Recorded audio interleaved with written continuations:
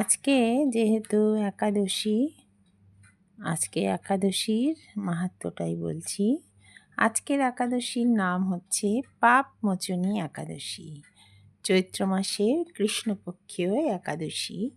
ভবিষ্যোত্তর পুরাণে শ্রীকৃষ্ণ যুধিষ্ঠির সংবাদে এই পাপমোচনী একাদশীর মাহাত্ম্য বর্ণিত আছে।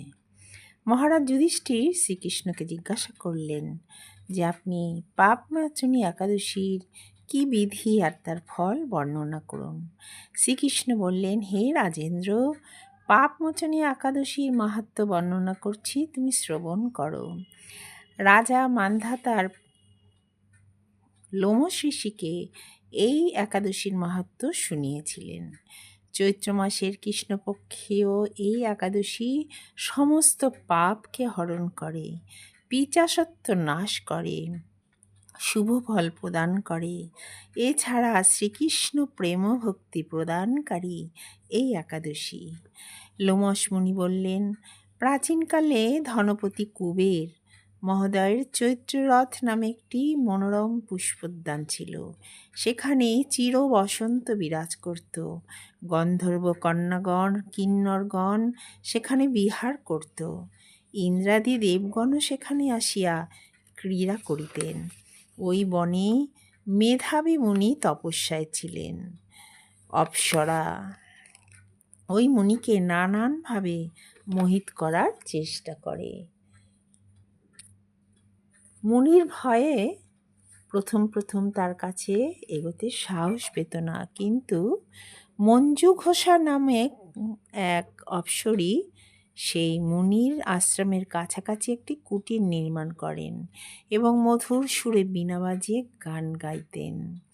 মেধাবী মুনিকে কামাসক্ত মঞ্জু ঘোষা ধীরে ধীরে আকৃষ্ট করেন।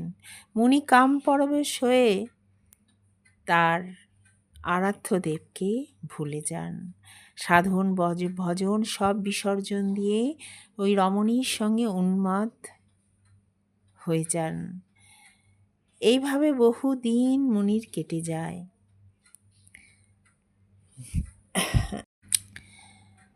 তো ভগবান শ্রীকৃষ্ণ যুধিষ্ঠিরকে বললেন, হে কুন্তেয়, ইন্দ্রিয় মানুষের এতই বলবান যে অতি যত্নশীল বিবেক সম্পন্ন পুরুষের মনকেও বলপূর্বক বিষয় অভিমুখে আকর্ষণ করেন।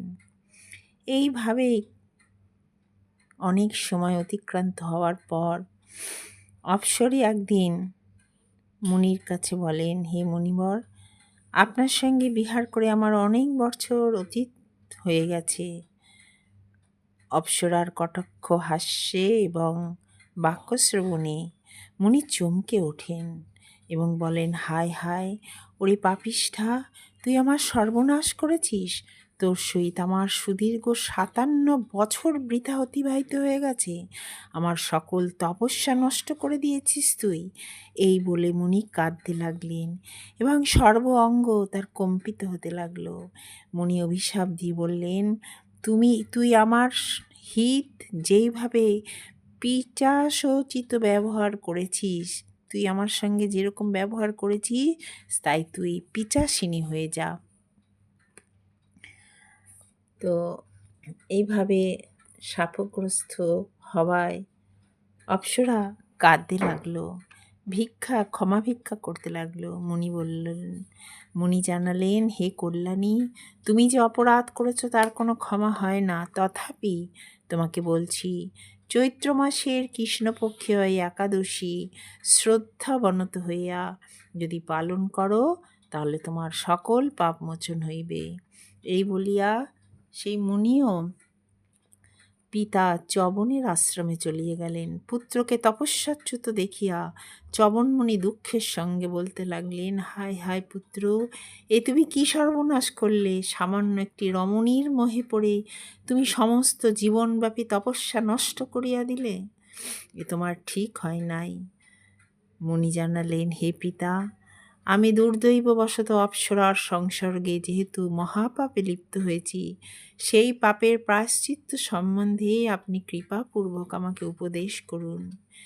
কৃপা পরবশ হইয়া চ্যবনমুনি পুত্রকে বললেন, হে পুত্র, এই চৈত্র মাসের কৃষ্ণপক্ষীয় একাদশী ব্রত পালন করো। এই ব্রতের মাহাত্ম্যে তোমার সকল পাপ বিনষ্ট হইবে এবং তুমি পুণ্যাত্মা হইবে।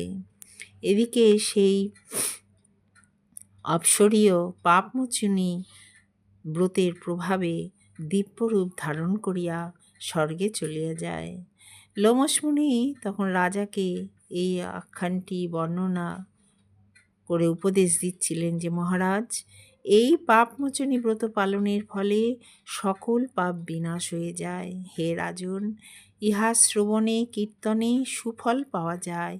এই ব্রতের ফলে ভ্রূণ হত্যা, ব্রহ্ম হত্যা, মদিরা পান, নারী সঙ্গজনিত সর্ববিধ পাপ সমূলে বিনষ্ট হয়।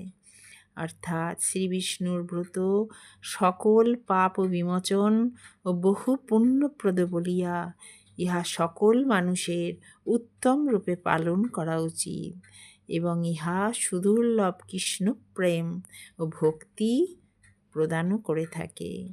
ইতি ভবিষ্যত্তর পুরাণে শ্রীকৃষ্ণ যুধিষ্ঠির সংবাদে এই পাপমোচনী একাদশী সমাপ্ত হইল। হরে কৃষ্ণ, জয় রাধে।